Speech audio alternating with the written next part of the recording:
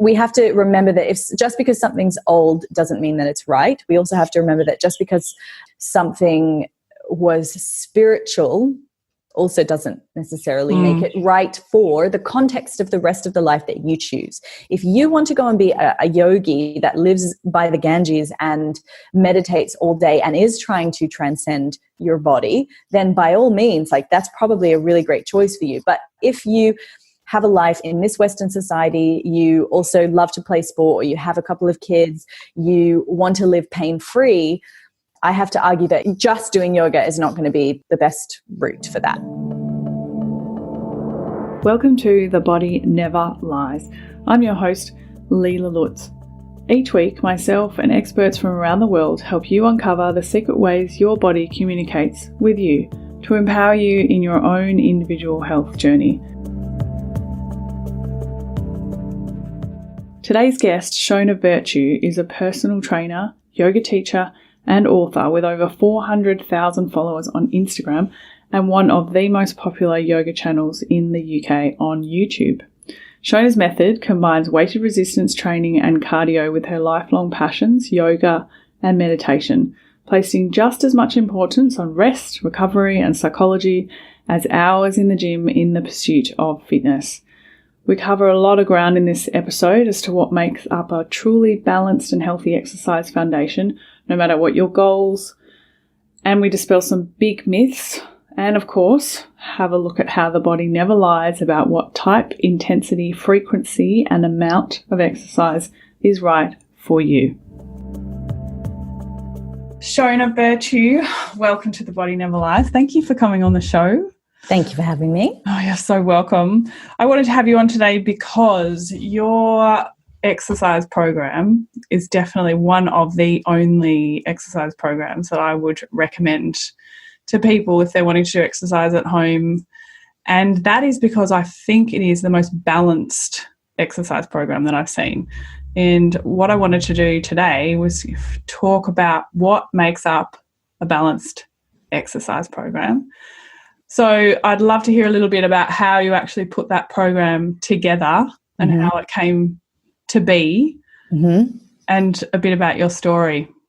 Okay, so the Vertue method, I guess, look, it's really like the culmination of my experience as a gymnast, a dancer, a yoga teacher, and a personal trainer. So it kind of grew out of all of that experience, and it all of those things influenced the way that I was doing personal training sessions. So I'd work with clients, and depending on the goals of the client, but also obviously what I felt like their body needed more and their lifestyle needed more, we would sort of sculpt the session and sculpt the program according to that. But it would always have elements of flexibility and mobility. It would have strength training within it. And it would also have things like meditation. Excuse me. Obviously, we've been talking for so long, and obviously now my voice is starting to fail me.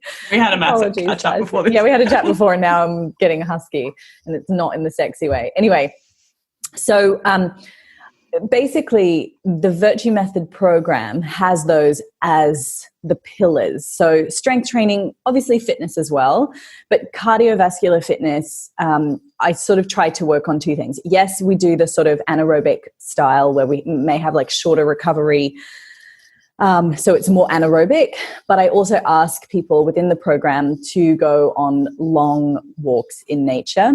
Obviously, nature is something that I think is really, really important and often neglected when we look at health in terms of its benefit for mental health as well. And there's so much research about how it actually impacts our brain and brain function. And the other thing is, like, good old steady state cardio is something that kind of got slammed a little bit, and I know that we'll talk about HIIT and all that sort of stuff later, but it's one of those things that it's unsexy, but it's actually incredibly important for the body. So aerobic fitness, so gentle walks, maybe taking the heart rate up to between like 60 to 70% of the max heart rate, rather than like always being like, it's got to be 90 or above. I've got to feel like I'm dying. It's trying to get people to exercise in a mild way as well, because that's really beneficial. And it has strength training and mobility work. And that is what I found to be the most kind of tick all boxes for the human body approach to training, and something that, it's a way that I train myself. It's a way that I train other athletes. If we've been working together, even if they're not still athletes, but now they're ex-athletes and they're trying to take care of their body, and they're like, oh shit, you mean I don't have to smash myself every session? I'm like, no, we want longevity. So yeah. Okay, that's a really good explanation of it, actually. So let's talk about strength training, because I think there's a huge misconception about what strength actually is. Yes. So from like the science definition, if we look at Newton, it's being able, in terms of physics, it's being able to move a certain object at a certain speed. And so there's varying different degrees of strength. So we've got athlete strengths, you know, if they're playing a specific sports, or if you're a power lifter. But let's talk about most of the people that do your program, right, who are general day-to-day people, and what we would define strength as for them if they were doing your program, and what a general person should have, because I think there's quite a lack of understanding about what we should have as a general population. How strong should I be, and what is strength?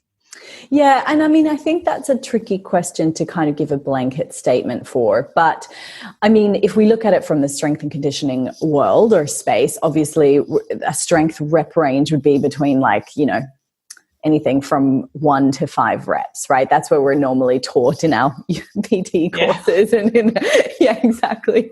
And that is where people sit. So they're sort of like, if you can do any more than, you know, if you do any more than 5 reps, it becomes strength hypertrophy. And so for those that don't know what hypertrophy is, that's muscle growth, or getting gains, getting massive. And so I think it's difficult to give, as I said, a blanket answer for, but that is not the strength training that's within my program. So I'm not getting people to lift a weight on a video-based program that is heavy to the point that they can only do 5 reps. And as much as there's a couple of reasons for that, and it's not because I am against strength training. In fact, I do it myself, and I encourage other people to do it if they have the capability to either work with someone or learn how to lift correctly, because it is obviously dangerous to sort of put yourself in that position without understanding how to move and move well. So I guess that is probably one of the fundamental intentions of my program, is to try to get people to move better, so that then they can, okay, yes, if you now discover that you love jiu-jitsu, or if you now discover that you love strength training, you want to get into powerlifting. And this is often what happens, is that my program becomes like the bridge that takes people into other areas of fitness and sport or whatever. But you need to have a sort of foundational capability. Coming back to strength training, I encourage women to strength train, but the strength training that I do is more accessible. It's building strength within your home. So because I'm not going to encourage you to go out and buy like a 40-kilo kettlebell or to have like plates and massive weights in your house, we have to work in a slightly different way. So the way that I work to build strength is, yes, we use slightly lighter kettlebells. We have to do slightly higher repetitions.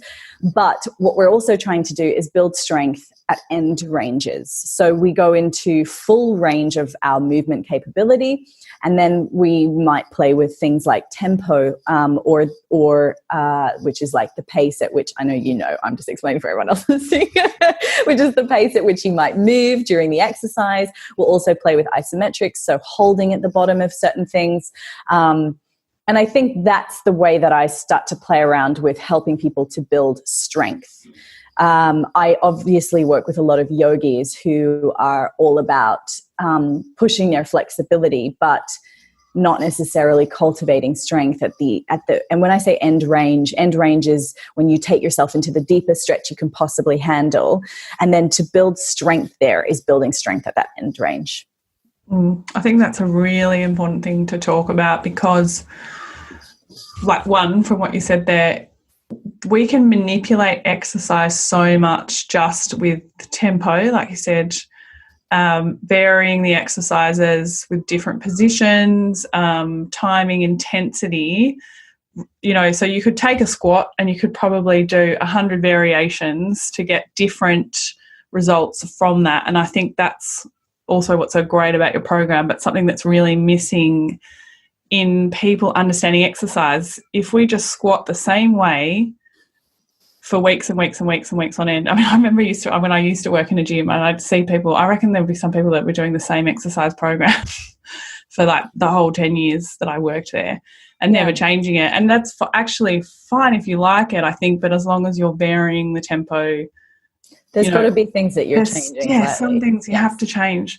So, but then the other thing that you said that was really good was talking about this, the range of motion, because something I think that's really missing, I'd love to talk about with you, is actually learning how to create tension under load. Yeah. So that really comes from having correct form, but also explaining people how to really connect with their body. And so people think of squatting, right, as just going up and down from a seated position to a standing position to a seated position to a standing position. But if you really want to get strong and dissipate load, it's about learning how to wind up tension in the body. And that's what's so good when you're talking through your exercises. You really talk about that, like, you know, screwing the feet into the floor. Really, do you want to like talk a little bit to that about how fundamental that is to strength? Yeah, so I think what we have to then kind of get into is like, what is really the goal of strength? Yes, it's to build strength, but then people are like, well, what is strength physiologically? Physiologically, we want to look at what's called infra and intramuscular activation, right? So like inframuscular activation is where we're getting multiple muscles to activate, to support whatever movement we're trying to build strength in. And then intra is the muscle. So within the muscle, how many or how much fiber we can actually recruit in order for it to really work. So there's a thing, oh God, obviously my memory's going to fail me. What's it called when, oh my God, the phenomenon when a mother, it's like, when a mother, like its child, like a tree falls on the child and it can like, push the weight off, lift the chair. I know what you mean. I can't remember what it's called, but it's basically there's only two scenarios in which we can get like a really high intramuscular activation. I think it's like something like 90%, because that rarely happens. And one of them is during an epileptic fit, and the other is during this one phenomenon where our nervous system is so activated, usually when we're trying to protect someone that we love, that we can recruit so much muscle tissue and we have a lot of strength. So what we're doing when we're strength training is we're fundamentally trying to increase our ability to do that without having an epileptic fit or having to like save someone we love, right? So we're trying to build that naturally, or obviously with load, but I mean, we're trying to build our capacity to have strength when we want it. So we use weights or we use resistance in order to facilitate that, or we can use other things, as we mentioned before, which were like tempo and moving through full ranges and things like that. You can understand, as an example, the difference between going into a half squat versus a full squat. Like you could just get up right now in your seat and do it. You can understand that, okay, if I go all the way down and I really bend my knees and I get my hips below my knees, that's going to take more muscle recruitment, both on an infra and an intra, than if I was to just kind of do a quarter squat, right? Because it's not as much muscle, it's not as big of a movement, there's not as much joint movement going on, and I'm obviously not going to need as much strength. So that is one way in which obviously going through fuller ranges of motion can actually help you to build better strength. To come back to cueing and things like that, there's lots of different ways that you can cue, and my cues usually change based on what I see my people doing. But when I teach it in a video, I sort of have to explain all the fundamental cues. So I try to start from the base up. It's like, okay, what are your feet doing? And then how are we starting to move up through the rest of the body? I think the number one thing that people neglect, and you already said it, was like screwing your feet into the floor. But also one of the common cues that always gets thrown around is like push your heels into the floor, but actually you need to think about your whole foot coming down into the floor, and also particularly like lifting through the arches and pushing the ball of the foot down as well. There's all kinds of cues that we need to understand. Tension was something that I actually learned like way later in my career, like that was just not taught enough. And actually it was explained to me by Australian strength coach who's awesome. And he was like, Shona, you need to think of yourself as like a basketball. So rather, if you were sort of soft and you kind of like, we threw you down to the floor, you're not going to really be able to like come up out of the squat very well. Or like if I threw a flat basketball down onto the floor, it's not really going to come back up at me. And so he was saying you need to have tension in your body. And it's not that you bounce out of the squat, but it's like you have tension all the way down and tension all the way up. And so it was something that took a lot for me to understand. And actually, and this is just now going probably against what I'm trying to make strength training more accessible to people. So that's why I was like, okay, let's use kettlebells, because you can't just have a massive barbell, and not everyone can have a massive barbell in their house, but you can still understand that tension using those things. But a really interesting way to understand how to get tension is actually through like heavier weight training, which is why I do encourage people go down that path if they can eventually get to that state. I think it's really important. So to understand that because there'll be a lot of people who do yoga, for instance, who can sit in a we call it in the lifting world, in an astergrass squat. So you can actually sit in an Asian squat, as some people call it, and hold that position for quite a long time. And I think Shona and I are quite similar physiques in that we've both been able to do that, apart from both being Asian, but we've been able to do that for a really long time. And I had a similar experience.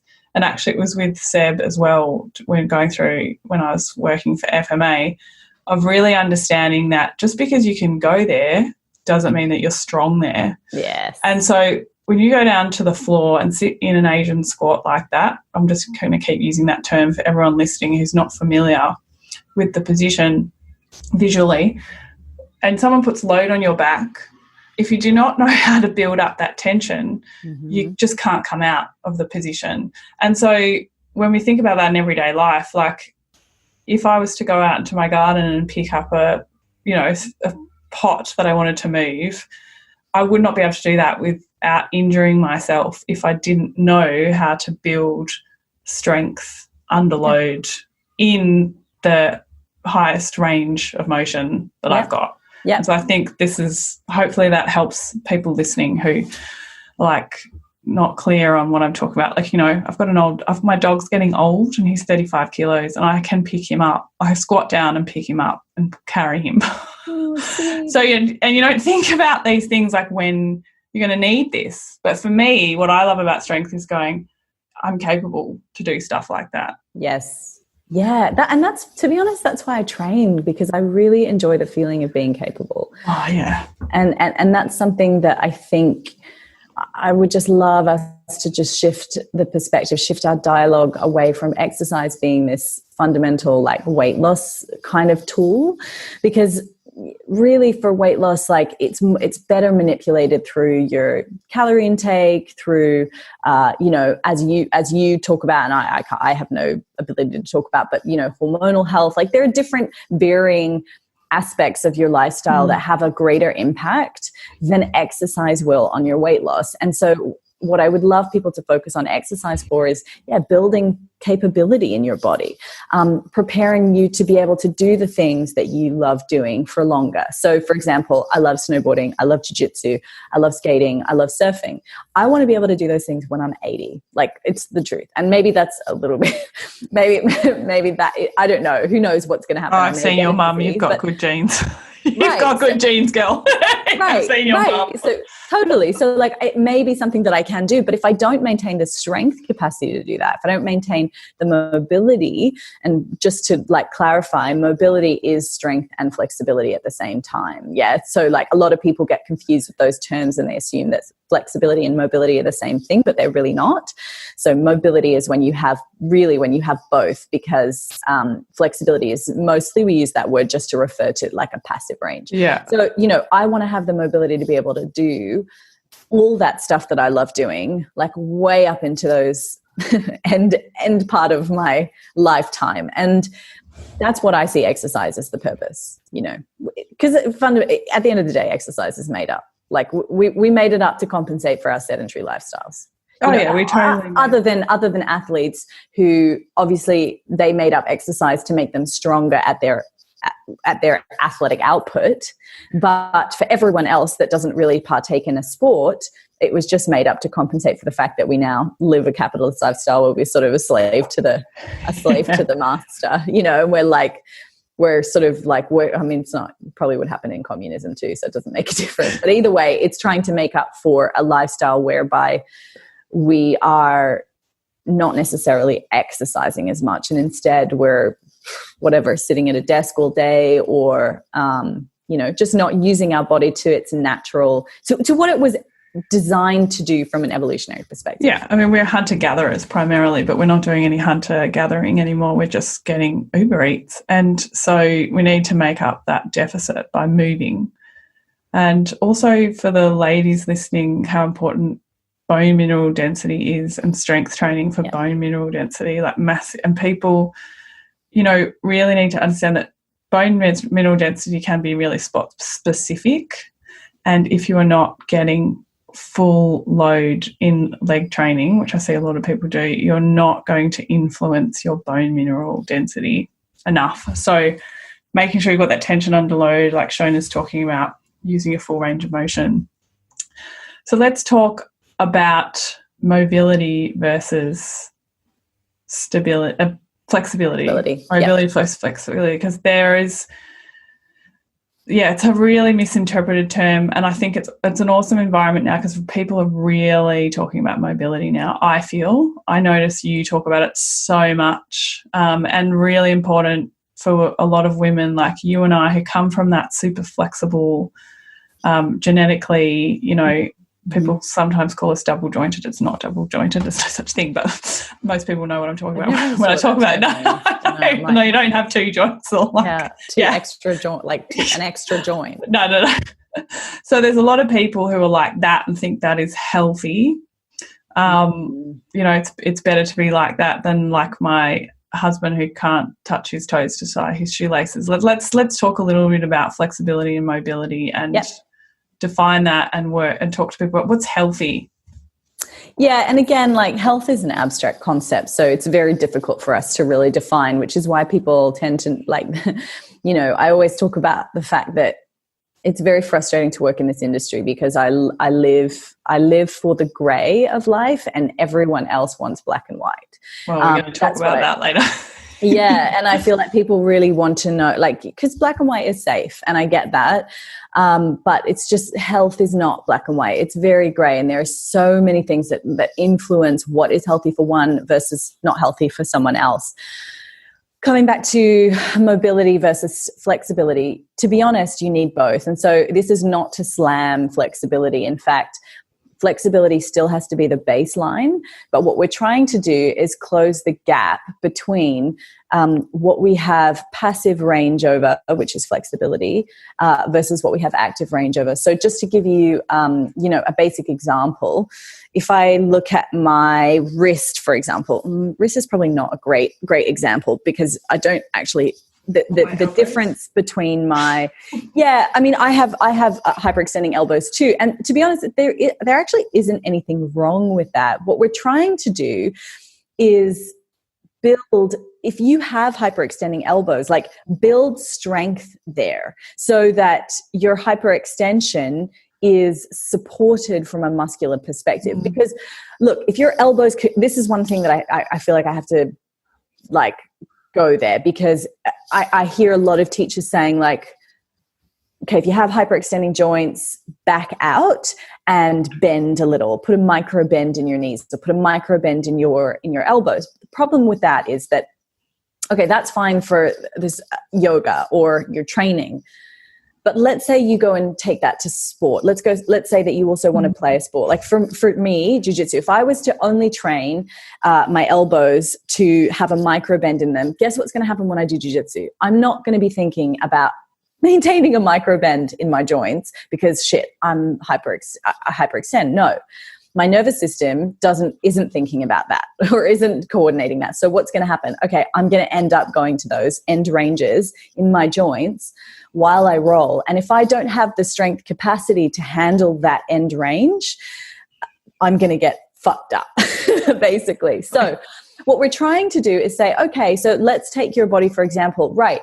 You have somewhat hyperextending joints. Dancers, for example, have to have a hyperextending look because that is the aesthetic that they want for ballet.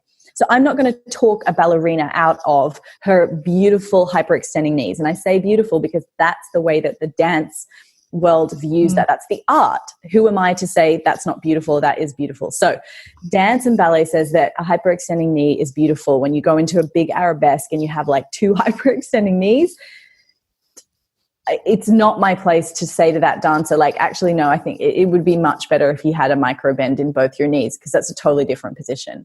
So instead, it's like, okay, well, if you have that, we need to get you to actually be able to contract at that position and hold that strength and have strength capacity, strength output from that range. That is what is going to protect the joint. So to come back to the difference between flexibility and mobility, what I actually think is really important is understanding that there's nothing wrong with passive stretching, provided you are also then cultivating some kind of strength in that passive range that you have. And this is what I think people just don't do enough of. They either just do dynamic mobility work, which isn't necessarily going to facilitate much change. I think also, sorry, and I feel like I'm ranting a little bit here. I'm not ranting, but I'm throwing so many things at you in a sort of semi-unstructured way. So I'm sorry to everyone's brains that are trying to like consolidate this and go, wait, what? Something that we need to also understand about flexibility is that there is a thing called stretch tolerance. And stretch tolerance has more to do with your nervous system. It's not actually to do so much with the quality of the tissue. So for a long time, people made this assumption that, when you're stretching, you're getting long and lean, right? We all have heard this long and lean notion. And actually, it's totally been debunked. What actually happens to someone like a dancer or a gymnast who is typically very healthy is that they have a very high stretch tolerance. When you go into a stretch and you reach for your foot, for example, what your body then says is like, there's a moment where you have a reflex where it's like, oh, hang on, we've taken the muscle to its end range and we don't have much strength beyond this capacity. So we are not going any further than this. Now, you can manipulate that by sitting in passive stretches for long periods of time, but you're not changing the tissue. What you're changing is your nervous system's response to that. So over time, your nervous system's like, there's no injury, so we're okay. We can go that little bit further, that little bit further, that little bit further. The only time when sometimes this can change, and people commonly complain about like tight hamstrings, and they're like, I feel like I'm flexible everywhere else but my hamstrings. And it's like, we have to ask your body why, rather than just saying like, oh, it's my hamstrings are so stiff because the tissue is wound up or something. It's like, why are they reacting in that way? What is the nervous system doing? Why does it want to keep you tight in that position? And more often than not, it has to do with the fact that there is a weakness somewhere and your hamstrings are having to compensate for that in some way, shape, or form. So coming back to this notion of stretch tolerance, when you look at a dancer or a yogi or a gymnast, they have a high stretch tolerance. That doesn't necessarily mean that they have any kind of strength capacity in that stretch tolerance. And this is what we're essentially trying to close the gap with. Okay, high stretch tolerance, great. Do you have, remember when I mentioned before, like any kind of recruitment ability when you go to that? And this is the thing that's really, really important. I think it's like, I guess you could liken that to kickboxing. So I used to do kickboxing quite a lot, and I thought I was going to be awesome at kickboxing because I can put my foot right next to my head. So, hey, I can do high kicks. But then you have to go into the space of sparring with someone, actually kick them in the head and try not to fall over, or then go to the next part where they block you. Like yes. What Shona's talking about is when I get that foot up for that high kick, can I actually control it? Can I exert power? Yeah. But can I control it and bring my leg back ready for the next kick? And I think this is what's missing in the understanding of flexibility, especially in the yoga arena, And then coming back to what Shona's talking about as well with the understanding of balance in the body. So you're going to have a certain genetic code basically that's going to determine how flexible you are. And so you can use something like the Roccabato method to test yourself, your 9-point flexibility index. And I'll put that in the show notes for everyone.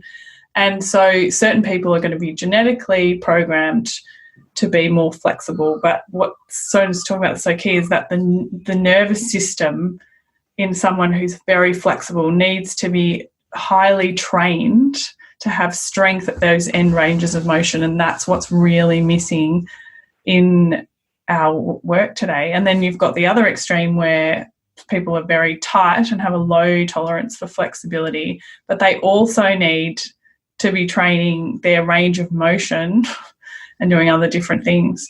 And also what you were really important saying was looking for that balance. I get so many women coming to me saying my hips are really tight, and they just keep stretching and stretching and stretching their hips.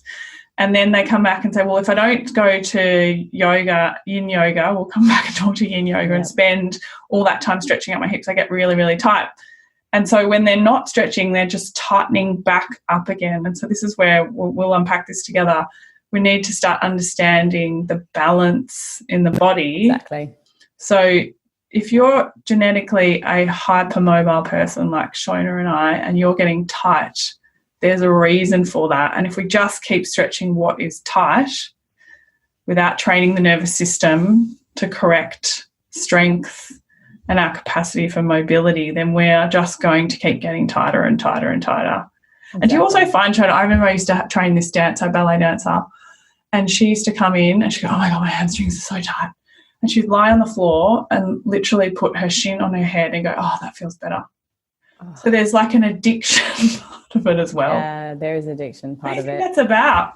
So I think like stretching feels good for a lot of people, particularly if you're flexible, and it can have this, and yoga can have this sort of like, I think it was you that was saying this last week when we were chatting, but it can have this sort of like analgesic, I always say that word wrong, effect, in that we sort of start to feel, we feel calm, we feel good, we feel mellow because we've been doing some conscious breathing, we've been doing some, some like slow, like we've been taking our body to these end ranges, which sort of starts to actually feel good at the time, but doesn't actually serve us in the right way. So I can understand the addiction, but yeah, you just have to remember that you're not increasing the body's output capability there. You're just working one aspect of a type of training, which is flexibility training, but you're not then balancing it out with any sort of, strength training. And we can take that with nutrition too. It'd be like if someone was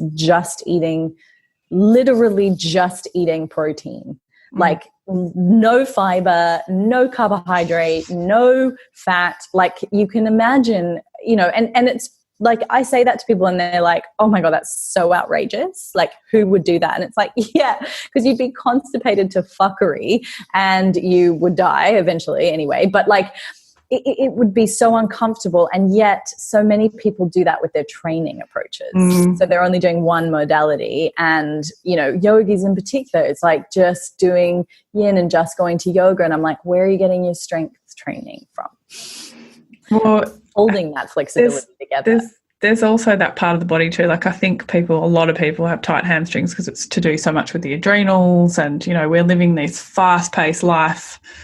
And, there's a whole mental aspect and a whole organ reflex sort of section that we can come back to, not in this podcast today, but yeah, totally. Let's talk about yoga because I think, there's a big debate, isn't there, about yoga and what is yoga?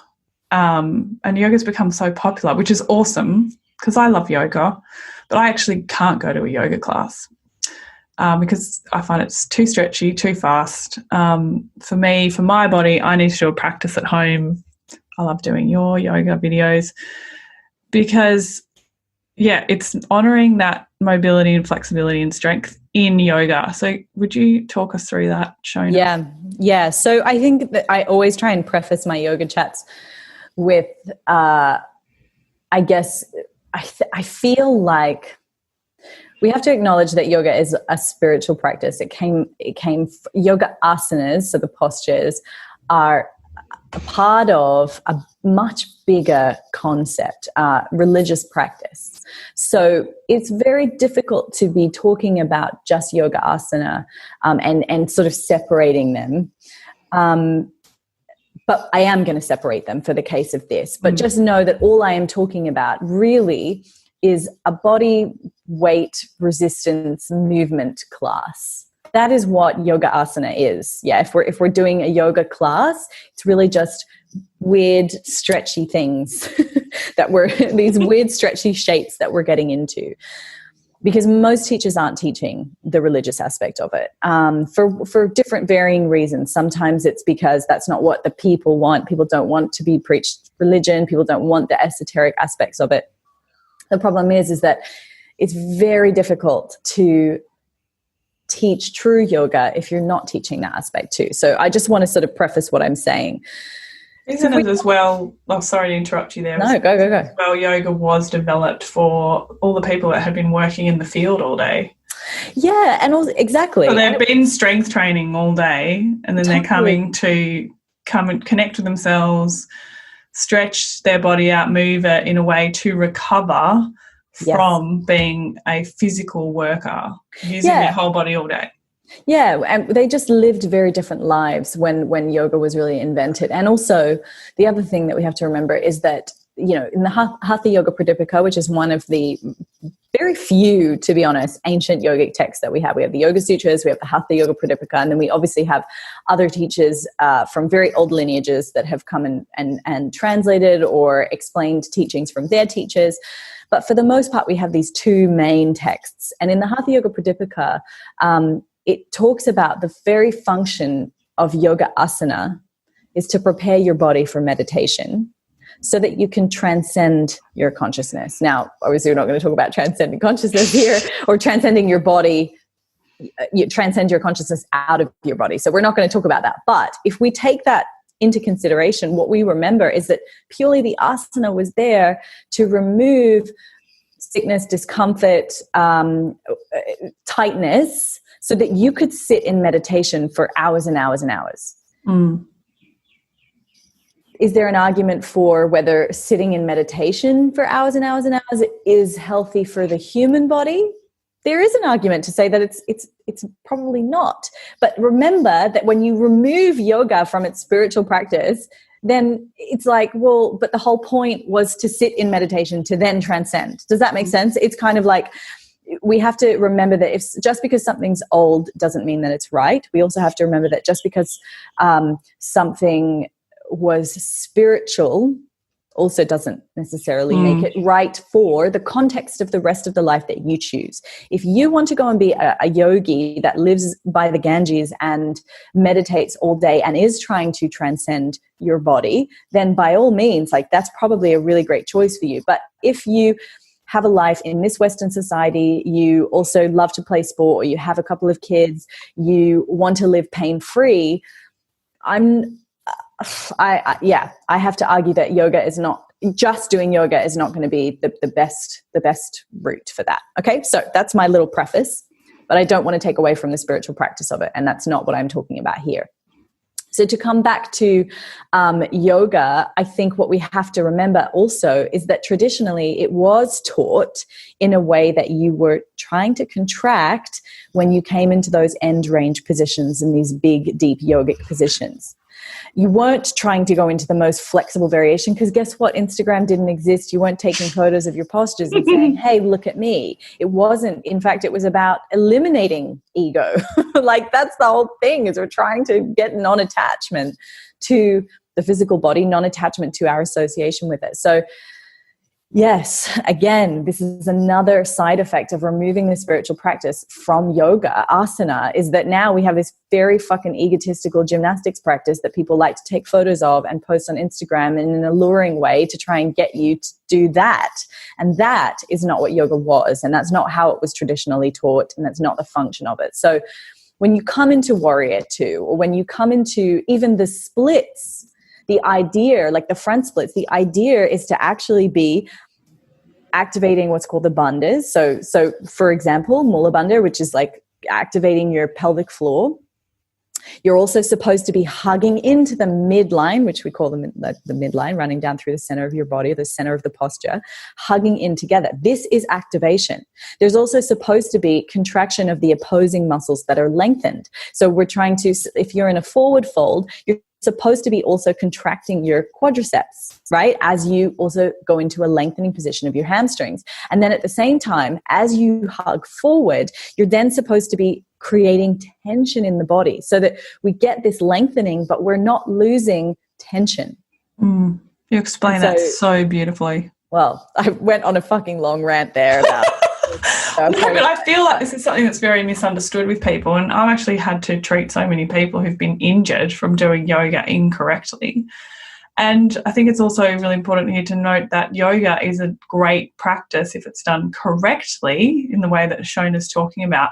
But you can't do that in a classroom where you're moving from posture to posture to posture to posture in this fast way, especially if you're like me, who neurologically I am so hypermobile that it takes longer for me to get into a pose, wind up the tension, and for my body to actually get the feedback that we're contracting and building strength. Yes. That makes sense. And so I think a lot of people that are drawn to yoga are people like us who are naturally flexible because it feels good because you can do it, right? Yeah. And it wasn't until I actually learned how to strength train that I could really work on my yoga practice. Yes, me too. I'm exactly the same. So I would say when I practice yoga, it's very much exactly how I'm feeling about strength training, which is in a warrior pose, for instance, screwing my feet into the floor, exactly what you're saying, finding the contraction in every single muscle that's involved in that pose. And this is why I don't go to classes, because I don't find the opportunity with the speed of the class to be able to do that. I'm like, what? Oh, I just got into the pose and we're moving on already. And then once you get into the contractual state, you've got to then get into the breath state to really appreciate the pose. That's my perception of yoga anyway. And from moving it, because I was one of those ego peoples, like I can't do anything fitness-wise, but hey, I can put my foot behind my head, so I'm going to do yoga. Exactly. And I got injured. Yeah, and then you get injured, totally. And that's the thing is like we just have to really start to think about, okay, what are we doing this for? If we're doing this for, first of all, we shouldn't necessarily be like putting responsibility on yoga as the injury prevention, because it's just not possible to say that. The other thing I think we have to acknowledge is that one of the reasons teachers teach in that way, particularly in classes, and I raise my hand and say I definitely taught classes like this, and there's still videos on my YouTube channel whereby I'm teaching like fast-paced kind of move from posture to posture practice, is because there's a demand for that vinyasa. And there's a demand for that because so many people go, I just do yoga, and so I want my yoga to be strong. I want those yoga toned arms, and I want those, I want the yoga body, which comes from, like I said, it's not yoga, it's a body weight. It's a body weight resistance movement class. Like that's really what it is. That's somewhat yoga inspired.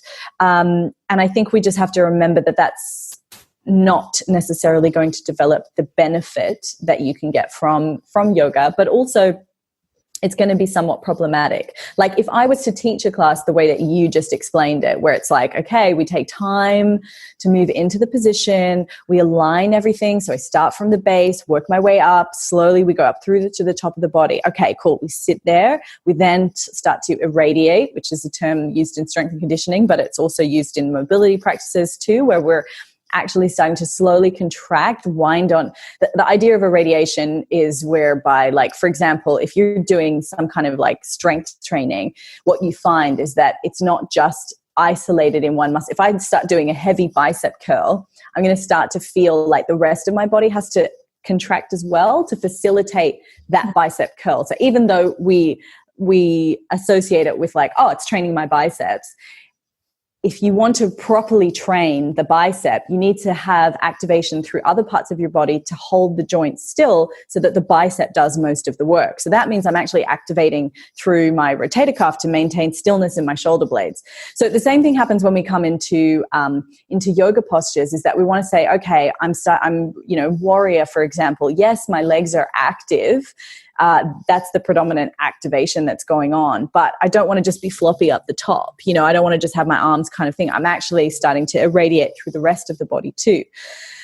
And that creates stability and alignment in the position. So that would take a very fucking long time to explain how to do. And if you're going to a 45-minute yoga class on your lunch break that you're hoping will help you burn the calories of the day and help you tone your arms and help you get a perkier butt and also help you to be long and lean, fuck, we're going to get 5, maybe 6 to maybe 8 postures done. And you're going to leave there going, what the fuck was that? My heart rate barely rose.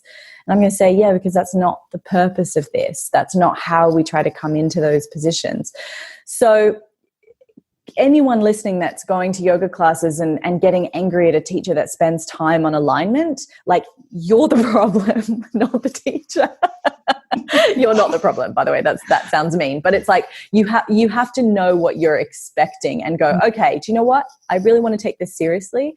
I'm going to go to a practice. I'm going to learn this alignment. Then, hey, by the way, once you learn that, of course, go back to your vinyasa classes. You get better and faster at coming into those positions, right? It's the same. It's you're not going to walk into an Olympic, I hope, into an Olympic lifting class without knowing a little bit about deadlifting, without knowing a little bit / a lot about squatting. Because those positions are the fundamental, those movements, hip hinge, knee flexion, all those things are fundamental parts of a very fucking explosive movement, which is an Olympic lift. There's no way that you're just starting with Olympic lifts. You're having to start by understanding basic movement patterns. And that's the same with yoga. You have to understand the basic, fundamental, foundational aspects of each posture before you earn the right to be able to just go, I'm going to go fast into a vinyasa sequence. So much so. And it's the same with your strength training program. What's in your program is all the fundamentals of those big lifts, really. Like a proper glute activation. If anyone doesn't understand glutes, follow Brett Contreras on Instagram, the glute guy. He's actually done, what do you call it, when they put the pads on your butt and actually study what exercises, thank you, actually get contraction of the glutes. And it's pretty hard to actually get those contractions in yoga, I will say.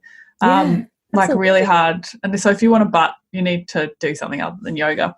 But what was I trying to say here?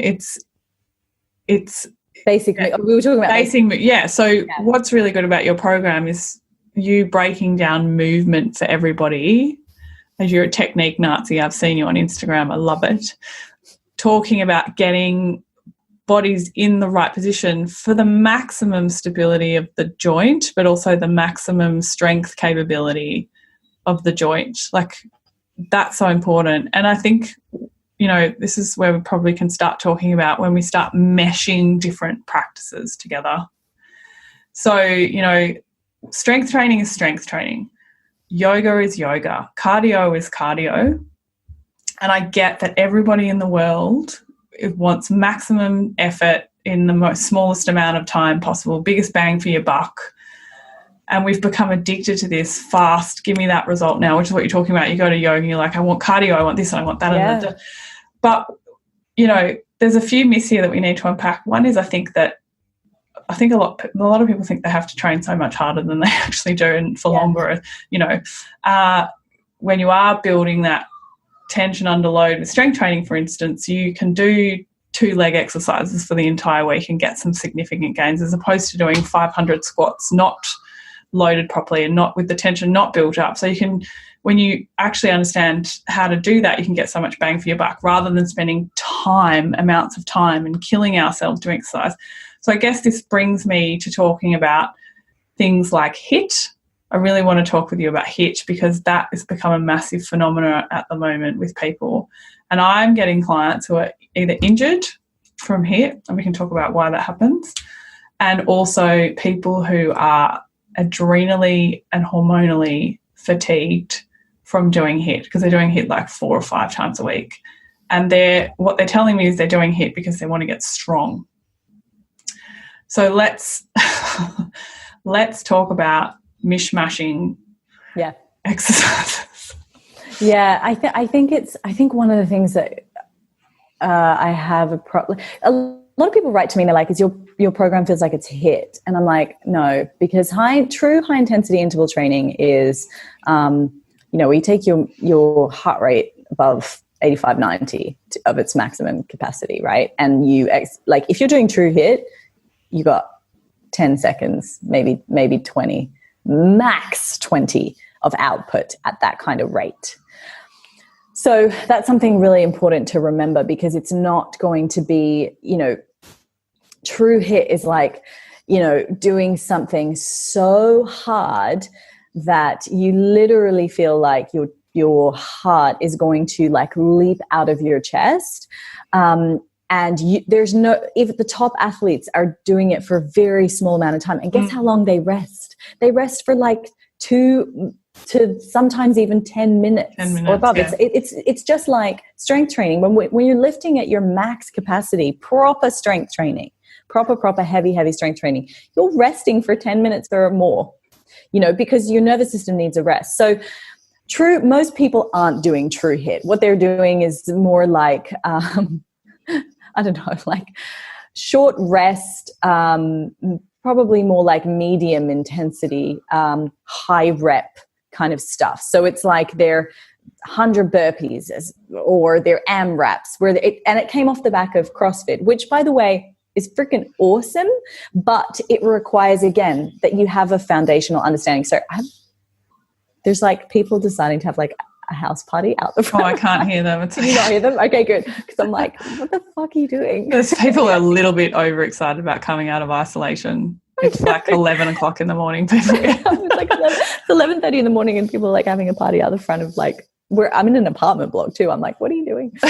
Okay. So anyway, sorry. So I'm glad you couldn't hear it. So I just feel like people have a misunderstanding about what true HIIT is, first of all. If you were doing true HIIT, you're so fucked that there's no way you're doing it more than like once or twice a week. And even then, for the most part, you're probably not even doing it. So let's come to what this other stuff is, which is like your sort of boot campy style, high rep, AMRAP-y kind of. AMRAP means as many rounds as possible or as many reps as possible kind of style of training, which can be really awesome. I'm not going to take that away from anyone, because actually it can be used in a good way, but you just need to make sure that there are a few boxes you're ticking off. One is, are you good at moving? And when I say good, what I mean is like, do you have the correct range of motion in all the joints that facilitate that movement? For example, if you're taking a squat, what happens is if you don't have good joint movement capability in even just one joint, what's going to happen is the rest of the joints have to compensate for that weak link that you have there. And that's where we start to get discrepancies in the way that someone moves. And then we start to see a hip shift, or we start to see someone leaning to try and compensate for something. And you won't feel it. You won't feel it unless you have someone there watching you. You'll feel it in the form of pain later. And then if you continue to ignore that pain, it then turns into an injury. So what we're trying to do with joint health and mobility is obviously like improve the capability and the functionality of that joint so that you can do the other things that you're doing. Another box that you need to tick is like, are you resting enough? Are you eating enough? And we talked about this before, where it's like you have people choosing things like this kind of high rep-y, fast, low recovery stuff. We can call it HIIT. But they're under eating their calories, they're training too many days a week, and they start to lose their period, or they start to have their hair falling out, or they stop getting erections, or, all these different things. The body's like saying like, hey, I'm not keeping up with. Body never lies. Right. The body never lies. It's giving you fucking messages that you're choosing to ignore because there's been an aesthetic push. Sorry, I had a phone call come through. There's been an aesthetic push for you to try and look like the people that are doing lots and lots and lots of HIIT. But the stories they're not telling you about are the fact that their hair is falling out and that their nails are breaking. They all have fake nails. They do. They all have fake nails. And we look at that and we don't realize that the reason that they often have fake nails is because if they were to try and have normal nails, they'd all be fucking broken and chewed off because they have so much anxiety as well. But anyway, we don't need to talk about them. I mean, the mental health aspects, we can talk about them, but I can't speak for those people, but I can definitely speak for, and you had mentioned it before, whereby people get addicted to this high stress feeling, because as soon as you come into relaxation, if you've been avoiding relaxation for many years of your life, and when I say relaxation, I'm like true relaxation where you choose to calm down and let your parasympathetic nervous system take over. If there's mental health stuff going on in the back, often it comes up because your body's like, we now need to deal with this, by the way. These uncomfortable thoughts that you've been using exercise to avoid or this kind of high energy stuff to avoid. We have injured you enough now so that you will hopefully stop, and or it's not that someone, the god of your body is going to injure you and then so that you stop. It's like the injury will happen because your body can't handle it. But these uncomfortable feelings start to surface, and they're the feelings that you would normally numb using exercise, using dieting, using that high stress adrenal state to avoid. And I think that's something that a lot of people don't talk about in our space, in our industry, also because they don't know.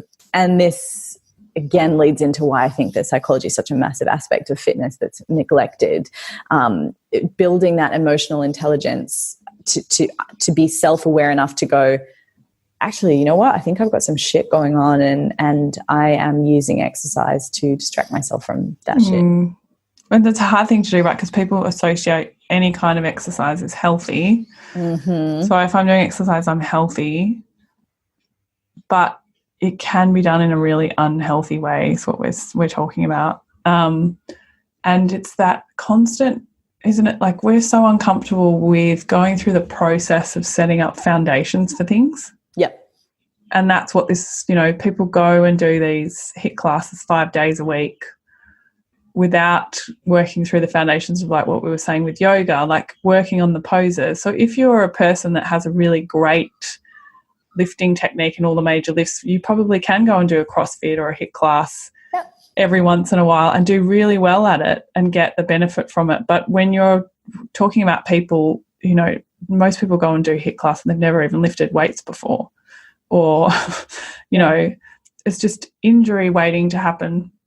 So it's really important to go back and learn the foundations for all the lifts, learn how to build tension under load, get your body flexible and mobile and strong before we attempt these things. I think there is a place for everything, right? Like, some of the CrossFit athletes are like just amazing. But I think what's really important for people to know is that CrossFit athletes have something really important in their program, like all athletes, which is periodization. And part of that, let's talk about periodization. And, really good CrossFit athletes actually only do that type of CrossFit training leading up to a CrossFit competition. So they don't do that 365 days a year, all year round, because they would break and they would be injured and they would be fatigued and they wouldn't be able to do it. So let's talk about periodization, Shona, because I think that's another beautiful part of your program is periodization. And what does periodization involve for the layperson? Because most people think, even people with trainers, they're like, my trainer just makes up stuff for me every session and it's fun. Let's talk about this. So I think we have to think about, probably the easiest way, or probably the most important thing to understand about a program and is actually understanding. Oh, there's a couple of things, but obviously because I think we're going to talk about progressive overload and then we didn't, did we? Yeah, I think so. I think we were going to talk about it and we didn't. And then another thing that I want to talk about is the SAID principle, which is an acronym for specific adaptation to imposed demands. And what that's really looking at, so I'll talk about that first, it's looking at, your body is going to make you better at whatever it is that you consistently do. And so we want to make sure that the exercise you're choosing, the type, the intensity of it, all these different sort of things that we can manipulate, that they're all based on the outcome that we want. So that's not as simple as saying like, make sure your training matches your goals. Yes, it is that. But also we need to think about, okay, like if you're spending 9 hours a day at a desk, your body's going to make you better at sitting at a desk. So we need to maybe compensate for that in some way, shape or form, which is why a lot of programming will involve things like glute training and hamstring work, not just because, okay, it's good for the human body, which it is, but also because we're trying to often compensate for people that, have spent a lot of time in hip flexion, and maybe their lumbar spine and all the muscles around their lumbar spine are in an eccentrically loaded end range position. So the eccentrically meaning the muscle's in a stretch position, but it's still under load. So when I'm rounded in a round position, my head is weighing down on my lumbar spine as well, right? So it's things like that we want to take into account when we're designing the specificity of a program as well. But also specificity is about like, okay, you wouldn't train a powerlifter in gymnastics movements if their goal was to be good at powerlifting. Okay.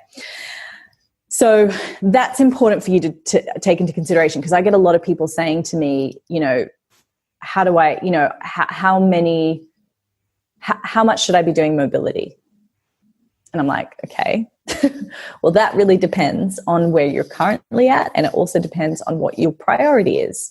People will say like, how do I balance my marathon training with, mobility? I also want to do the splits. And I'm like, what do you want to do more? Because you have to probably pick one. There's no athlete that's going, I want to be a powerlifter and a CrossFit athlete and a gymnast. CrossFit athletes are probably a bit like that because they do need to have different aspects and different facets, but for the most part, they'll usually periodize their program so that they're doing one thing at a time, honing in on a skill within a certain phase. Periodization simply is just acknowledging that there are different phases of our training that we're going to implement, and there are different ways to implement periodization. To come to progressive overload, the only way to get results is through progressive overload, right? Would you agree? Yeah, absolutely. And so progressive overload is very, very simply shit getting harder over time.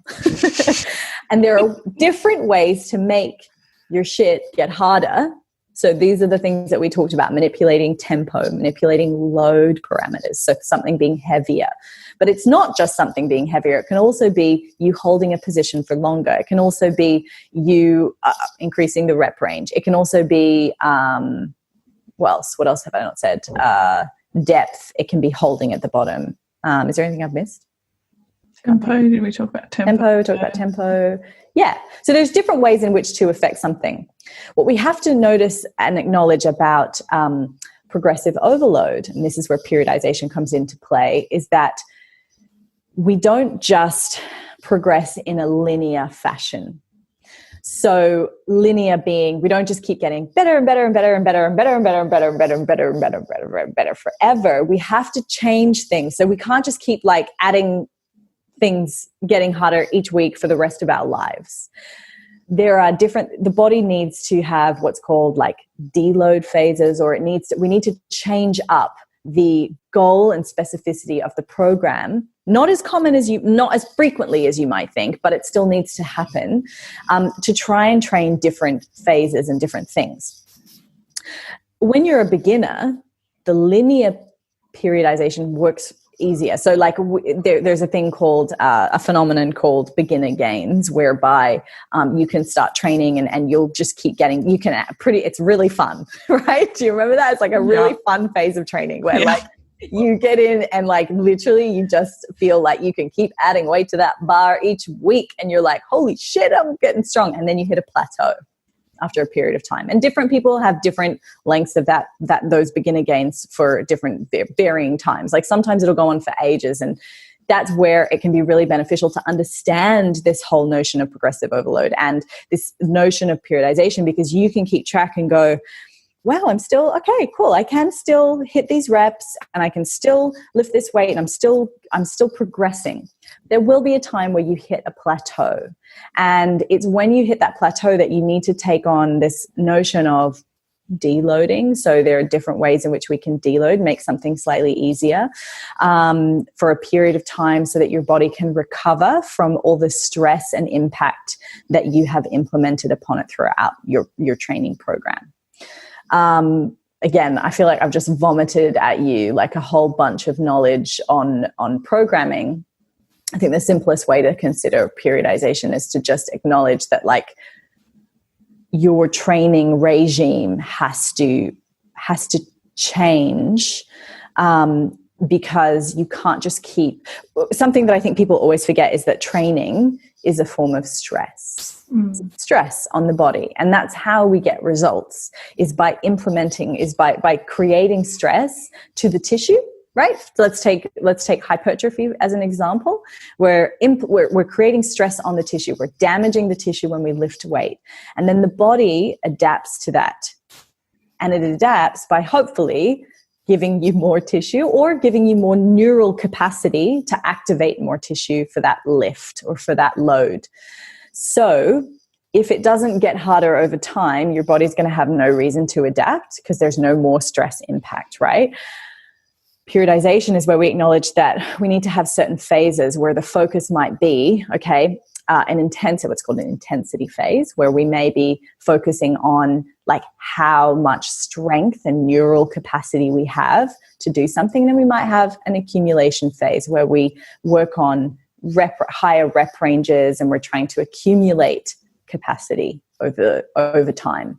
So again, I feel like I probably gave you like a long ass rant of like a bunch of knowledge without just giving you a simple answer. You're probably going to be able to do it. I don't know how to answer it simply, so that's why I asked you to come on the podcast. Sorry, mate. Yeah, I mean, I think it's so funny because it's like I don't train trainers. This is like accumulated knowledge over a very long period of time. But if I was to probably sit and like have to go through, I'd have to start from it's different to train trainers, because trainers have a basic understanding of like, okay, training is stress. But I think when we're talking about everyday people that go and do exercise, the media constantly tell you like exercise is healthy, exercise is good. And that's great. But what we don't then realize is that exercise is stress. And all we hear in the media is stress is bad, exercise good, stress bad. And so it's like, that feels like cognitive dissonance. It feels like, hang on, if exercise is good, but stress is bad, why would I do exercise? Why would I implement stress? So I think it's understanding, I think before we understand periodization and even progressive overload, we have to understand that exercise is a form of stress. And the fundamentals of what we're trying to do there is implement stress on the body. So the body reacts with adaptation. And it's that adaptation that is, quote unquote, your goals or your gains. Yeah, or the result of your goals. That makes sense. And it's also looking at the accumulated stress in your life. Yeah. So I always tell clients to think of, you have a bucket and there's only so much stress that can fit in the bucket. And I think it's healthy to keep the bucket half full, because we don't want to live a life without stress. That's not living. No. And we don't have adaptation without stress. So let's keep the bucket half full. But if your bucket is overflowing and then you're going to training, that's when training becomes a bad stress. Yeah. So you don't have any resources in the tank to get through training. And that can be the stress of life, the stress of under eating, the stress of not sleeping, all the recovery principles that we're not meeting. And I think that's a really important thing to stress. Yeah. Like that's really, to stress. That's a really important thing to like just cover, is like a lot of the time people come to maybe you or I with complex questions about their hormonal health or allergies that they think that they're having. And more often than not, I say to them like, are you sleeping enough? Are you drinking enough water? Are you eating enough food? And you know, I mean, sleep is so massive, you know, and how is your mental state? Like, how are you coping with your emotions and things like that? And obviously I don't have the qualifications to start to actually unpack that with the person. But I will most certainly refer out. If I think that someone has, mental and emotional stress, even if they think that they don't, more often than not, I'm like, go book in just 1 or 2 sessions with a psychologist if you can, to try and see if there's anything there that is maybe impacting your behavior, because it probably is, and see if that is a good way, rather than sort of blaming like the one slice of gluten-containing bread that you might have a week. You know what I mean? Like that's probably not what's causing it, if you're not also ticking off the sleep box and, the healthy relationship, cultivating healthier relationships. Like you said about the bucket, it's like all of those things are overflowing, then you're going to have no output or no energy output for training, because that's just another thing that will go in the stress bucket. And I think it's so important to note too, to people listening, like I've sometimes had clients had the best gains. Now, I can only program so much, but if they're the kind of person that's going around stressing about everything in life and they're doing their exercise program, but then they're also doing other exercises on top and stuff, often these people have the biggest learning when they go away on a holiday and they do absolutely fuck all exercise, and they eat actually quite a lot more food than they normally eat, and they come back and they do a training session. They're like, oh my God, I can lift so much more weight. I can get through that training, because recovery is such an important factor, but also eating enough food, sleeping enough. And what you generally do when you're on holiday is just eat and sleep. And that's why you just have the best sessions after you come back from holiday. Exactly.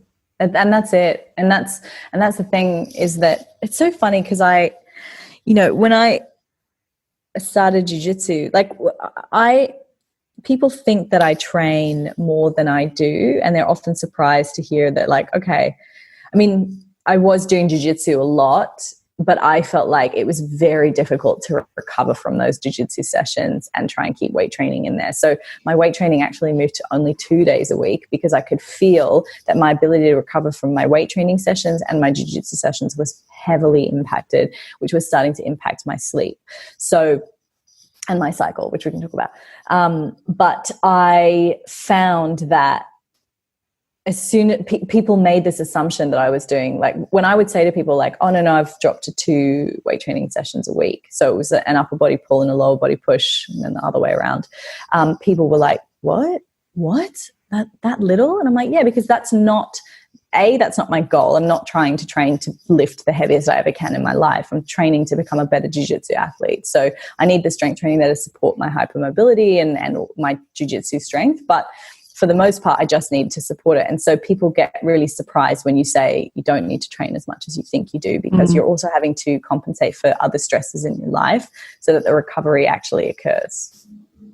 And I think too, it's really important, like when I was doing a lot of training, I work more in the rehab space now, but when I was doing a lot of training, I had to be careful, because you incidentally do so much exercise when you're a trainer, or especially someone like you who's filming so much content, to step back and go, well, I actually did technically train today, in inverted commas, because I was on all day lifting stuff for clients doing it. And people forget about that incidental stuff. Like people forget that work is a stress, that, if they're a presenter, they love presenting, but the adrenaline and everything that fires getting up and presenting is a stress. And so you need to come down from that and recover. But it's interesting, a lot of this comes from perception, right? And I'd love to talk about perception. I love your Instagram account because you're so real and you hit, like you said, the grey, because, and I really want to talk about this because I feel like Instagram can be a great thing, Facebook, whatever social media platform,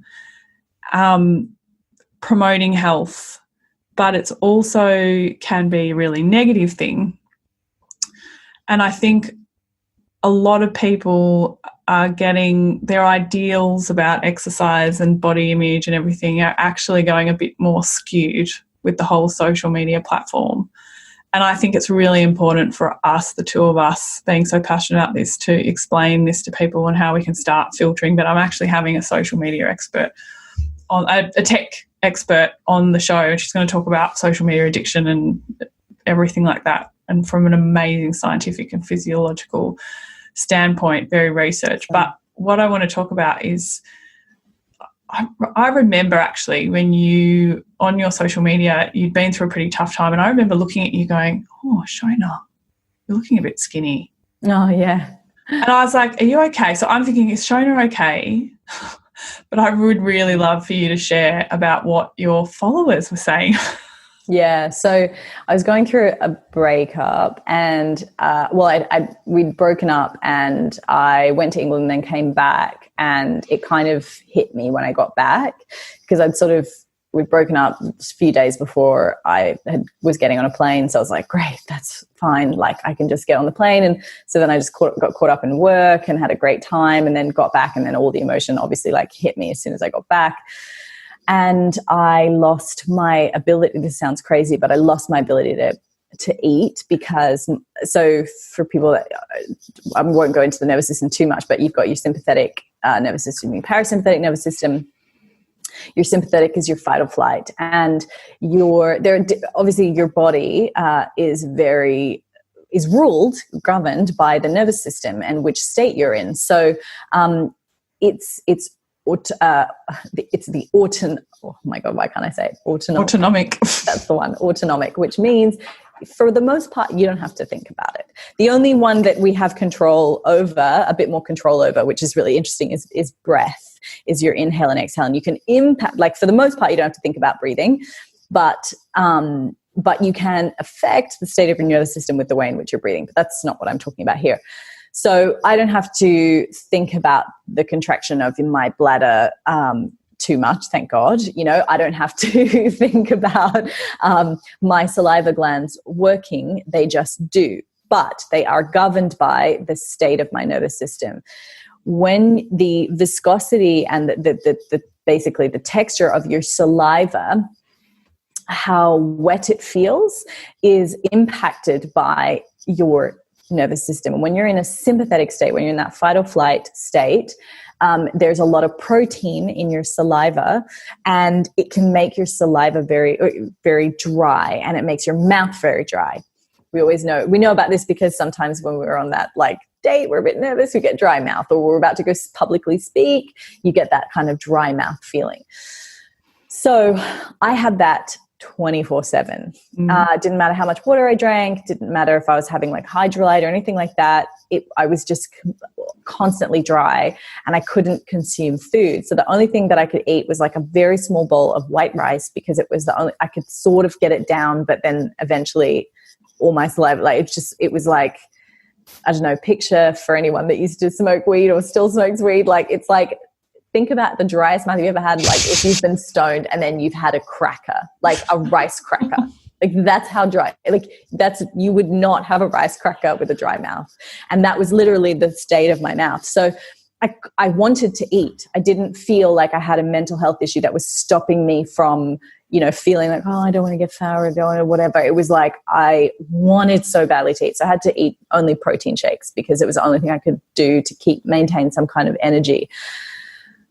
So I obviously started to lose weight, and I lost my period, and I lost my weight. I lost a lot of weight. So I lost muscle mass too, by the way. Like, I don't want anyone out there listening who wants to lose weight going, cool, I'm going to live off a bowl of rice and protein shakes, because that's not what I'm going to tell you. Is that I was so fucked. Like, my body, the way it functioned, my brain function, my physical output capacity, it all started to just get so bad. And then I lost my period, which was really upsetting for me, because I want to have children. And so I was like, oh my God, I wasn't ovulating.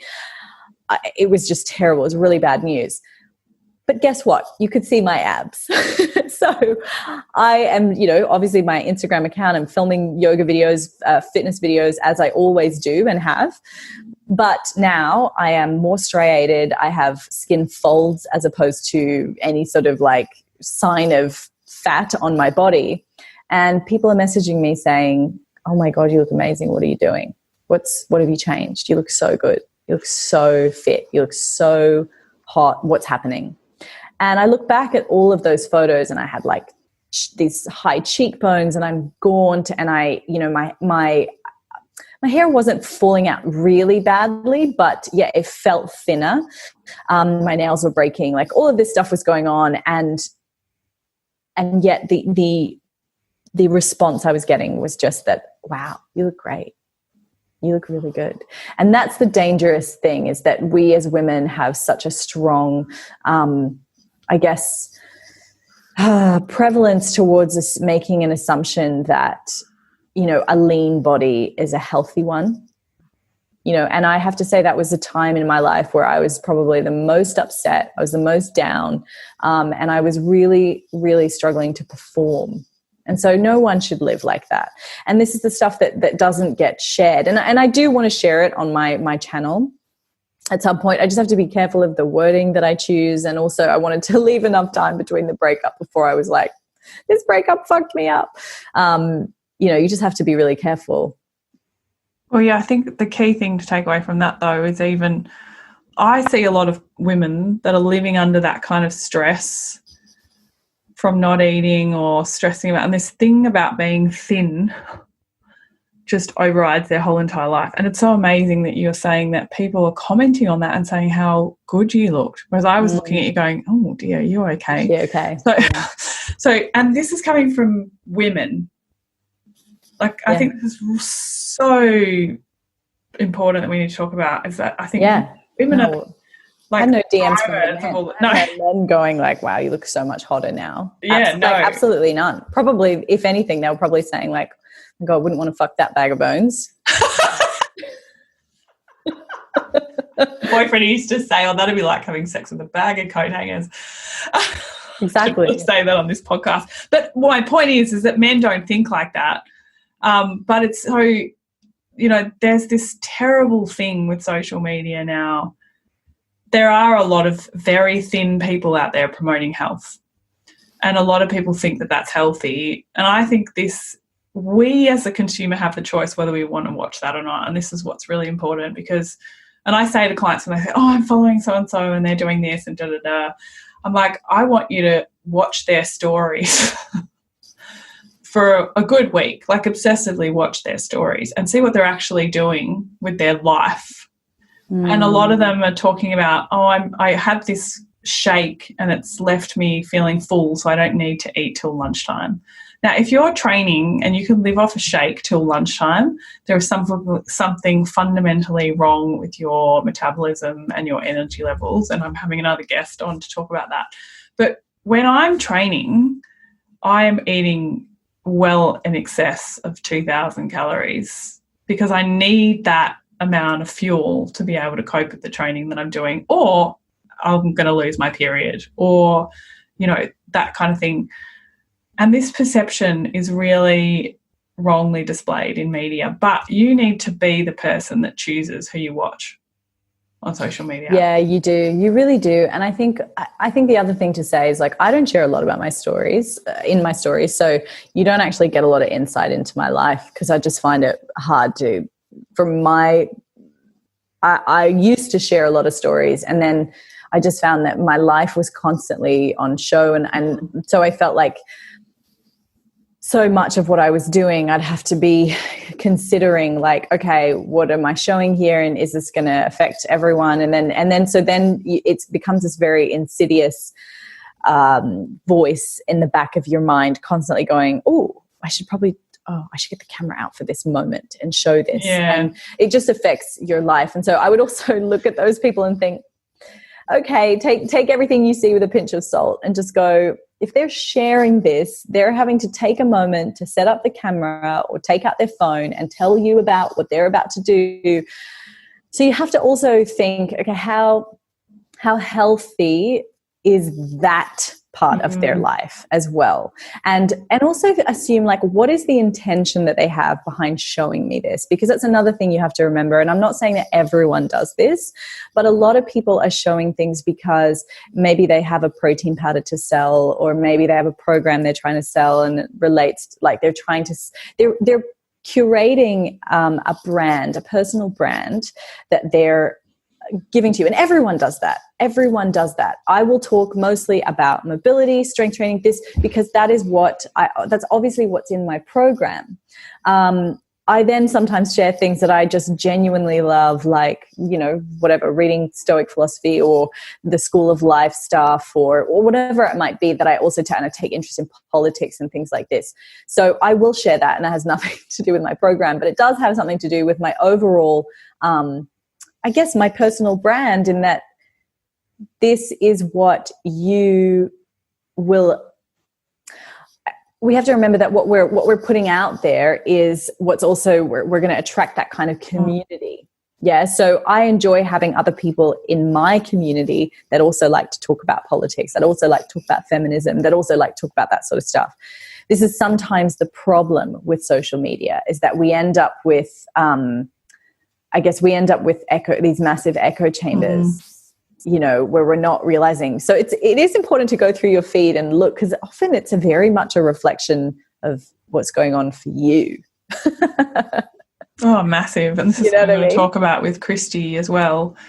You know, that the algorithm is also designed to feed you more of what you want. So if you keep following skinny women that never eat, it'll just bring you more skinny women that never eat. And so the deception is that that's the only way to be healthy, I think, in your unconscious mind. Exactly. So you really have to I've done this even if I'm researching a topic, or, you know, it just starts sending me stuff about what I've been researching, and I get flooded with it, you know. So I think that's really something that people need to remember when they're on media. But I find it fascinating as well how the perception of you differs around the world. Like you were talking about because you obviously have quite a strong worldwide following, but in Australia we're obsessed with this lean, being skinny, like whatever it takes to be skinny kind of culture, and that skinny is beautiful. This is in the women. I'm going to reiterate that again. It's in women. Yes. Women making that comment about other women. I don't think that body positivity movement, which by the way is, you know, is what society would deem as overweight women having a movement. You can't be skinny and talk about body positivity, because that's not what that movement was about. You can talk about body confidence, that's different, but body positivity is strictly a movement that was hijacked by skinny girls saying, you know, like the ones that are sort of like sitting there and like grabbing non-existent fat rolls on their stomach and together and being like, happy, still happy, you know, all that sort of bullshit. And actually it's not about that. Body positivity was supposed to be a movement that was from women who had been subject to fat phobic kind of presence in society. And so they pushed a movement that was like, I still deserve love and respect at this weight. I still can love myself at this weight. And we talked about, you know, body acceptance as well.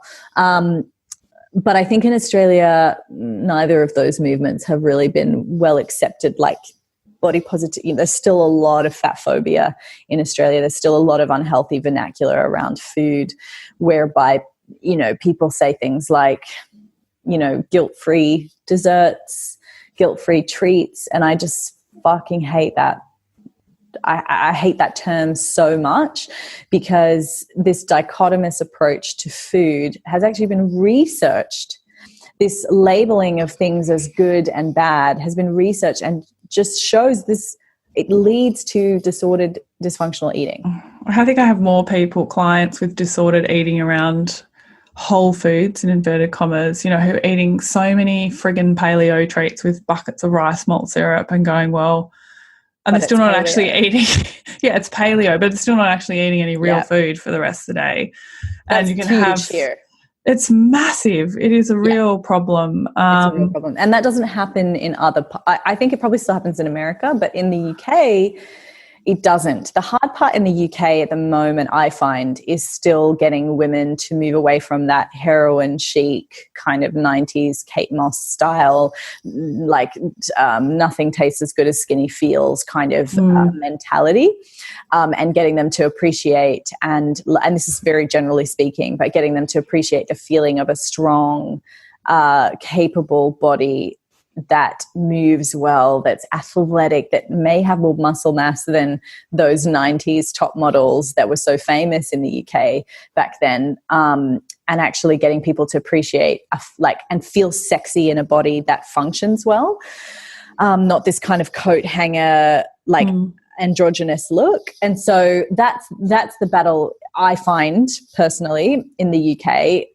Not so much the food stuff. The food stuff in the UK is really, I think people have been pushing this debunking of all that sort of stuff really, really well. And there's been a real acceptance of, you know, understanding more the evidence-based approach to food consumption rather than, this notion of like earning the right to eat a pizza if you want a pizza, or earning the right to a certain dessert.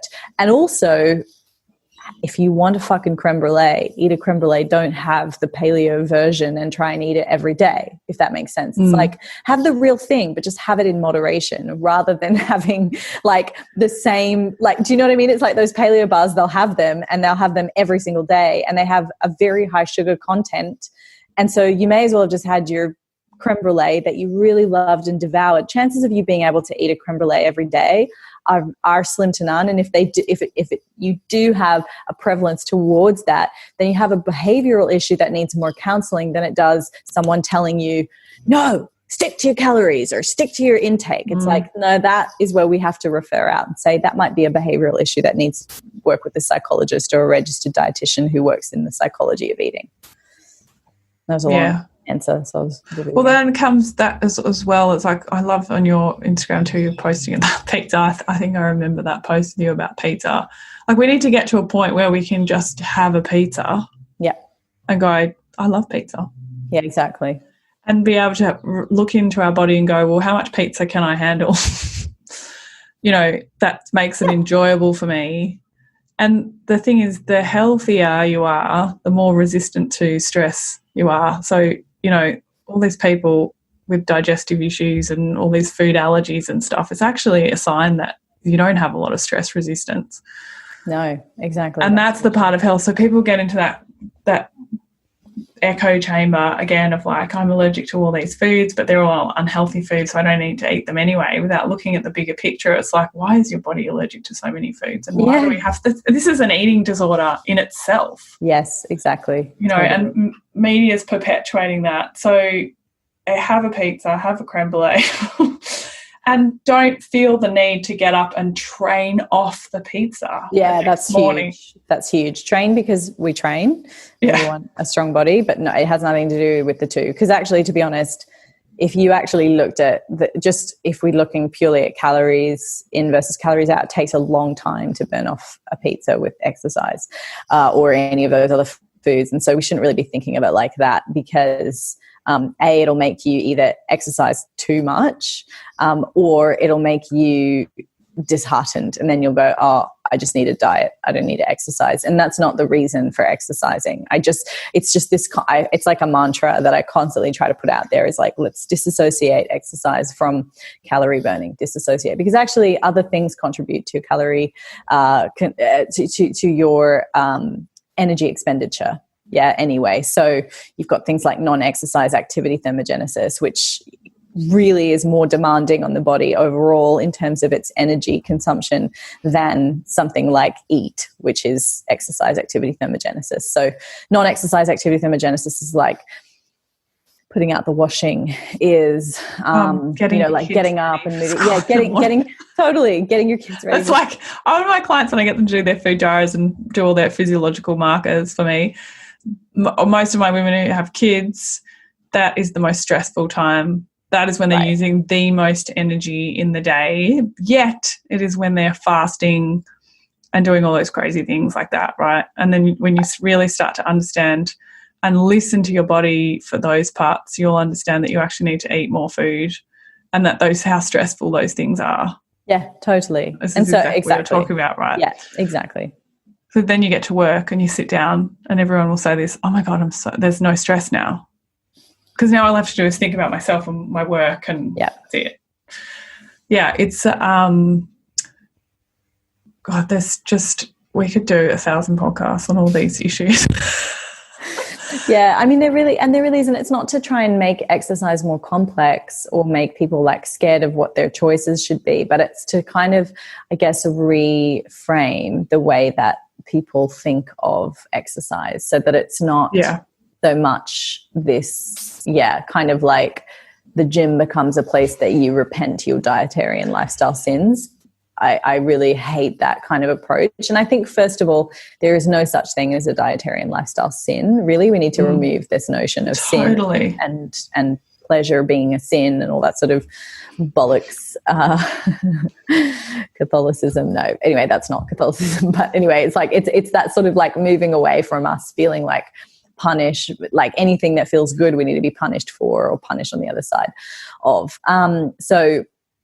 And then I think also it's like those two don't really help each other. The only time they do is one thing that I will say is that if you value exercise, so if you value having it in your life, it can actually make you want to eat, let's say, quote unquote, better with inverted commas, because I don't want to like put a hierarchy of like, oh, Whole Foods means it's better. Or, like I don't want to say something's better than the other, but we do know that vegetables are fucking good for us. Yeah, we can all agree that like eating a lot of vegetables, we need that. The different colors, it's not just about macronutrients, your protein, carbs and fats. It's actually about your micronutrients too, your vitamins and minerals. And so we try to encourage people to eat a bunch of different colored foods because those different colors represent different micronutrients that the body needs. They're like magic pills for the body. They help with brain function, with all kind of metabolism, so many different things. So you need to do that. You can't just live off one beige color. You could, but your output wouldn't be very good. So this is what I mean is like, if you have a sport that you love or you have a passion around exercise that you love, for me, it's jiu-jitsu.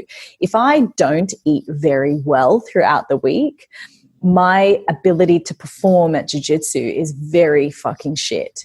It's shit anyway. I'm a white belt, but it's like I really struggle to recover. I struggle to roll for long periods of time. I find myself, just tired at the end of the week. Whereas if I eat enough and I eat well, then I'm actually like, it supports me. So they do help each other.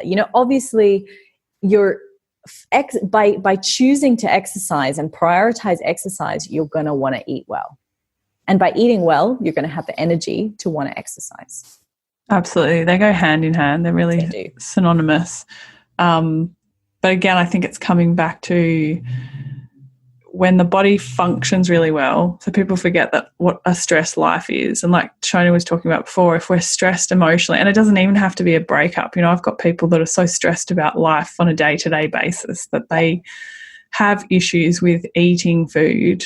We really discount what stress does to the body, and your body doesn't differentiate between different stresses. It just summates all stress as one and the same thing. So if we're going around so stressed about life and constantly needing to live on adrenaline shuts down the digestive system, and then we can't eat properly, and then we fall into that trap of like, for everything I eat disagrees with me. I mean, someone said to me the other day that when they were cleansing, they train better, and I was like, well, we have to look at how that's possible. Because if your diet is actually so stripped of nutrient-dense food, maybe it's not the food that it's the problem, it's the digestive system and the stress of the body that's the problem, that's enabling you to train at a better capacity. And also, are you actually training from an energized state, or are you training from an adrenaline state, which is very different. So I guess in conclusion, I'd love to know, Shona, what... you've had the real experience of being injured, of being stressed, being broken. How do you know, what is it that your body tells you? How do you know when you're optimally eting, you're optimally training? Like, tell me. It's actually, well, it's funny. Yeah, it's in those recovery modal, or it's in the messages that I get through more recovery-based messages. So it's like, for example, I find it easier to fall asleep. I find it that this is why I say it's important to track your progressive overload in training, because I find that I can either perform more reps or lift more weight. because my body has the energy for that. I find my just overall generally my training recovery, meaning that I can perform, and most of the time perform better when I'm in this optimal recovered state. Falling asleep fast and staying asleep is something that I think people don't put as a high enough priority. And it can be difficult. And I know with parents listening, they're like, fuck you, motherfucker. Sleep. Yeah, it's like, fuck you.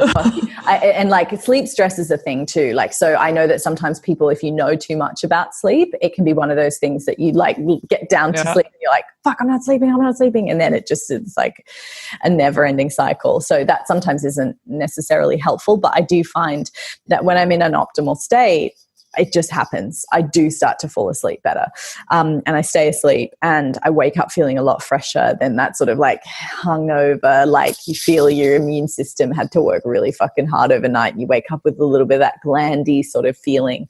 And then I find that my cycle is regular. You know, I have a nice, good flow in the consistency of my period. Like I'm not afraid. I fucking check my period a lot. Like people are like, ew, blood. And I'm like, dude, I'm so happy to be bleeding from my vagina. I'm like, it's the gift of life. And I'm like, you shed that wall. Uterus, you shed it. And I'm like happy that I'm shedding the lining of my wall. And I'm happy that, you know, that it's like clotty or that I can see the consistency and go, cool, good. And so I track all of that stuff. Like ovulation as well.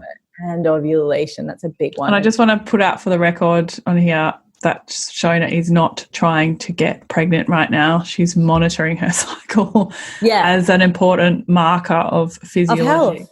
Yeah. Totally. And that's the thing is like why we don't pay attention to this stuff until we're trying to get pregnant is just seems crazy to me. It just seems crazy to me because it's such a strong indicator of certain things functioning well or not well in your body that I think, and this is not to get in a sort of like privileged state. I know that there are women out there that have genetic circumstances whereby they maybe never ovulated or they had certain situations. And so I don't mean to kind of give, again, a blanket statement that alienates or marginalizes certain types of people and says, well, you're not worthy of love and happiness if you don't ovulate. Yeah. Like, that's not what I'm saying.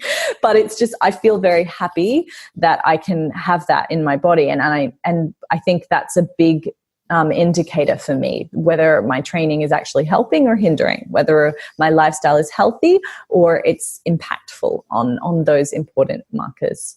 And hair, skin, nails, like all that sort of stuff. Like I really notice my skin, my nails when I am healthy. And it's hard with jiu-jitsu because jiu-jitsu fucks with your nails. You can't have long nails anyway. But because I haven't been able to do jiu-jitsu because of COVID, my nails have just been growing nice and long. And I'm like, it makes me very happy to know that they still have that ability.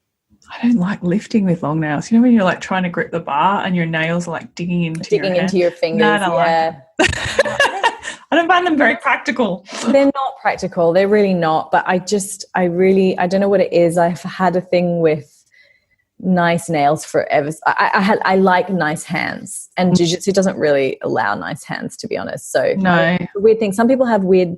I don't have like a hand fetish. Like I don't see a nice hand to go, oh, I want to fuck it.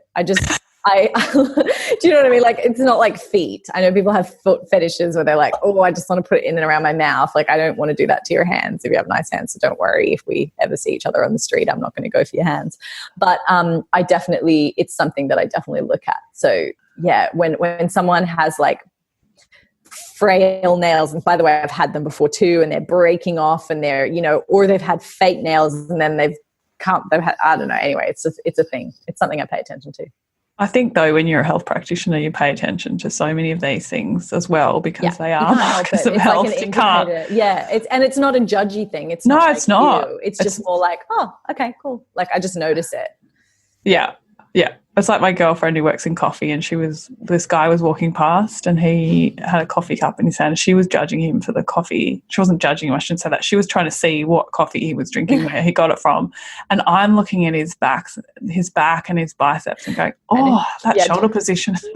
Yeah, like it's just, and hairdressers look at their hair all the time. So hair and like totally, and like I'll look at like their gait and I'm like, oh, that's going to turn into like a back issue, or that's going to, any of that sort of stuff. So yeah, again, it's not judgy.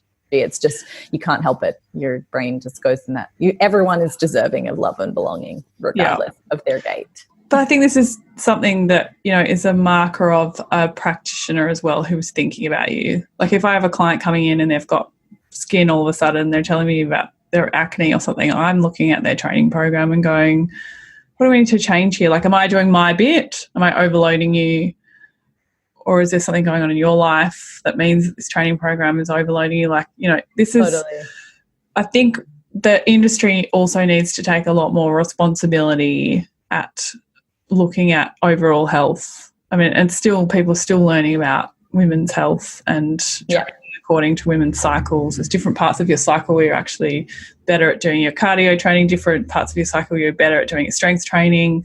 The industry is only just starting to grasp this stuff, and it's important for you as a consumer when you're working with a trainer or you're downloading an online program or following someone on Instagram, that you start to discern these kinds of things. And are they paying attention to how we're naturally meant to be?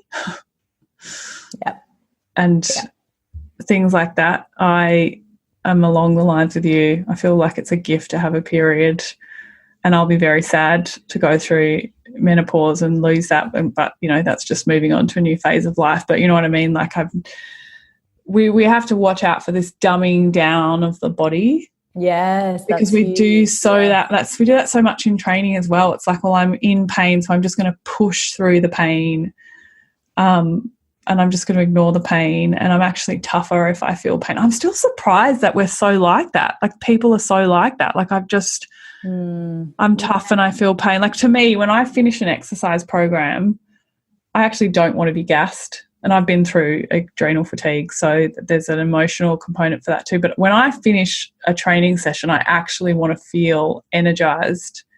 Yeah, that's something really important to acknowledge for sure. Like if I have to lie down after a training program, I went too hard. And, I want to eat straight after. I want to, I'm not interested in not being hungry. Being hungry and fulfilling that hunger is really important to me. But looking at how do I feel after a training program? It's key. Am I energized? Yep. And am I getting stronger? And there's so much that we need to teach people about really listening to what their body is telling them, because the body never lies. Exactly. I'm so grateful that you came on today, Shona. This has been so awesome. Thank you for having me. Let's just start our own podcast together.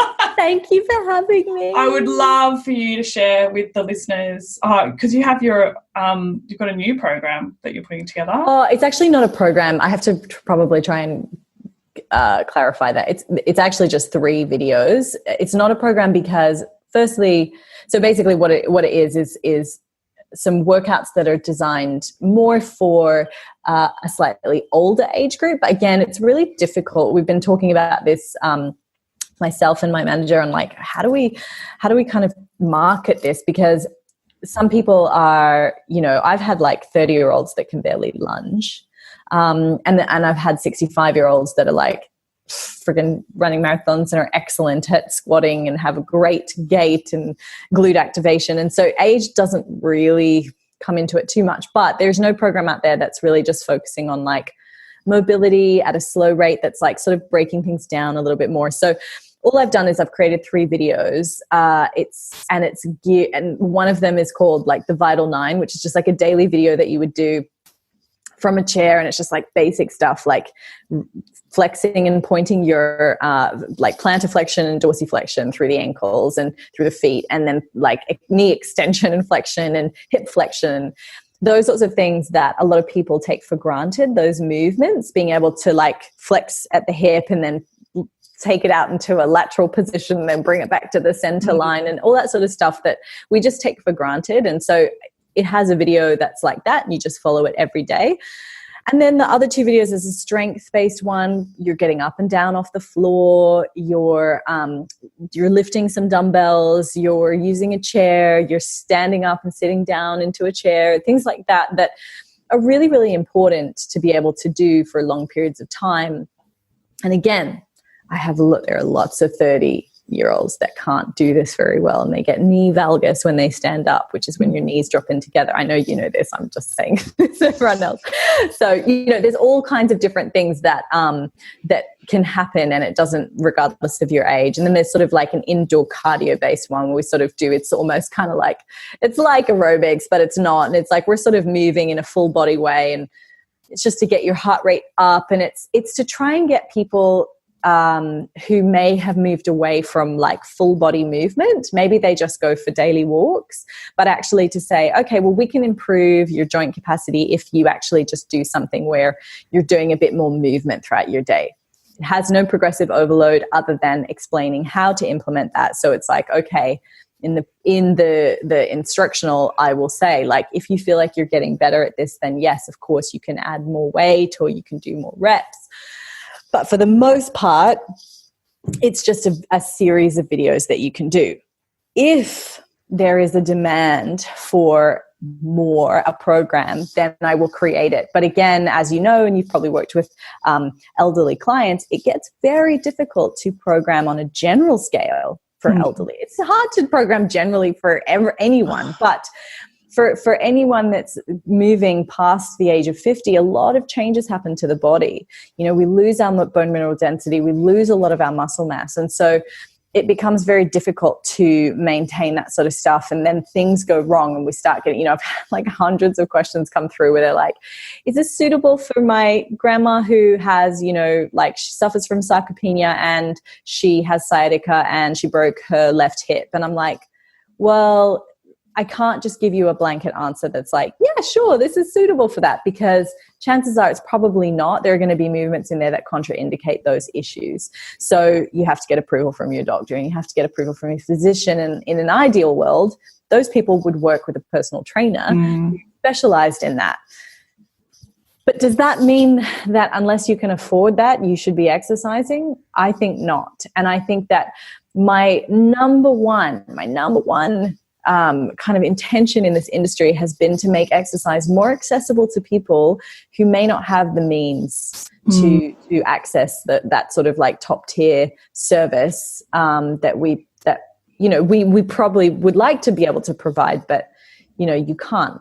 One of the reasons I created the method is because I found that I was going to and from, I had so many personal training clients in the UK, and they were all like, and this is not to talk myself up, this is more just saying that they all came from very privileged, not just backgrounds, but like they were either very wealthy or they were celebrities or they were athletes, or they just had enough money to be able to afford a trainer to come to their house every day and train them.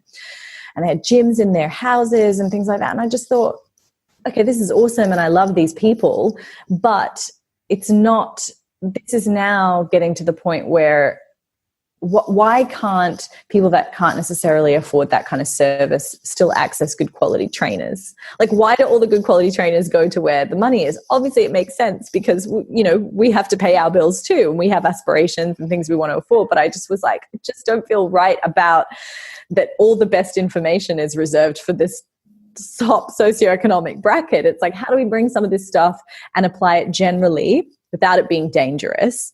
And so that's what I wanted to do for people of a certain age group, because I feel like they get ignored very much in the fitness industry, in the beauty industry, in the fashion industry.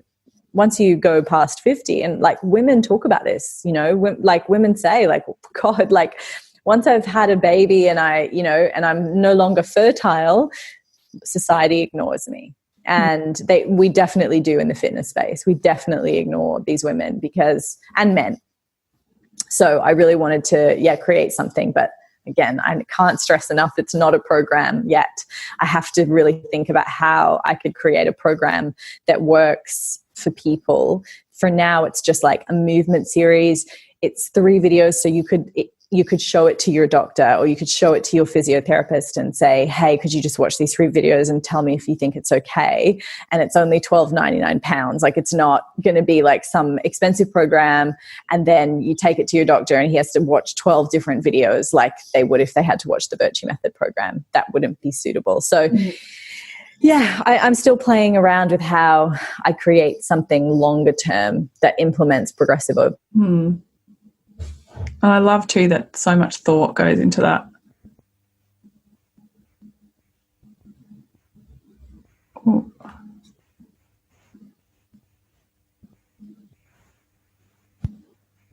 Oh, it just dropped out for a second. That was okay. No, because you're only allowed a certain amount. Anyway, sorry, I was ranting about it, but yes. No, it's still recording. It's all good. Let's make health and fitness more accessible to everyone. Yeah, and that's the thing. It should be, we all have the right to health. We all have the right to a healthy body. We all have the right to listen to our body. And the more people in the industry who are shouting that out with the top of their lungs and making people more empowered, the better. I mean, you must have got quite a lot of flack with COVID when everyone's turned around and go, well, now I need to create an exercise program. And, you know, it's really funny in the industry. People are really anti home training. I didn't because they were so, that's the thing is like, I didn't, because my program has always been home training. Yeah. And that was the thing that I found hilarious, is that a lot of people that were, a lot of trainers that had originally sort of subtly, passive aggressively said things like, you can't get results at home. We're now creating programs, eating their words. And I'm there going, you know what? Mine is tried and tested for like years and years. And so I had a lot of those people that were clients of them now go, fuck, she's been doing this for a while. Like, there's a whole community and crew of people that have been doing the home training there, and it's got loads of reviews and it's got loads of this. And so it's like, they can come to my program and go, oh, fuck, okay, you can implement it, because the principles of progressive overload can be implemented wherever you are. You know what I mean? It gets harder at times. It's definitely easier in a gym, because that's what the gym is designed for that. But I think for me, the gym as well is like, it's like my church, without sounding like a worker. You know, there's a lot of connection for that for me, but also I work at home quite a lot. So for me, doing a workout, I would prefer to leave and go to the gym. Exactly. So yeah, I think it's about looking at what our motivation is. You know, it's not, we didn't want to discount any kind of training from this. We just want people to think more about what they're training and the choices that they're making around their training, especially focusing on their recovery, eating more food. Yeah. And if you are going to group exercise classes, that's awesome, because you are doing exercise, but just be discerning about how often you go, how you fuel yourself before you go. Exactly. And learn the basics, the basics. That's why it's great to talk about progressive overload, because whether you're training, you know, you should be considering those sorts of things. So that's why I do say, like, track your training, track the reps, track the weight you've lifted. And it's not about being obsessive. It's just about saying, okay, well, look, I increased my output, but I didn't really recover. Or look, it's actually affected my sleep this week, or it's impacted my cycle. Maybe I need to back off a little. That was always my method, I remember.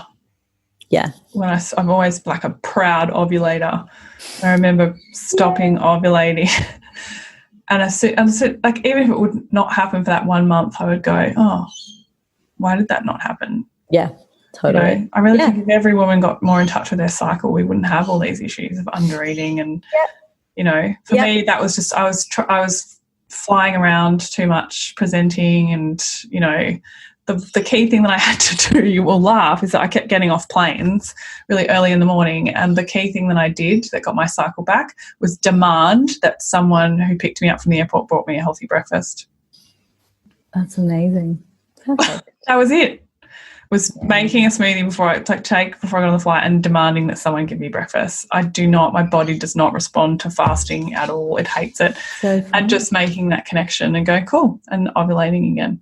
Sometimes it's the smallest change for people. Yeah, exactly. 100%. My laptop's going to die any second. So is mine. So people go check out shonavertue.com and the Vertue method. And I would love it if you took something away from this episode, if you would DM me, DM Shona, tell us about the change that you've made to your training program. Any sort of insight that you've got into your body and what it's telling you about training, DM us that as well. We'd love to hear it and keep cheering for you, and let's change this perception, especially for women and the way they look and what exactly. Thank you so much for coming. Thank you, mate. This is awesome. I'm Leila Lutz, and you've been listening to The Body Never Lies. If you haven't yet, please go to your favourite podcast app and subscribe, rate and review this podcast. All the resources and references from this episode are waiting for you on my website, leilalutz.com. Just click on podcast and look for this episode. Now join me next week for another episode of The Body Never Lies. Thank you so much for listening.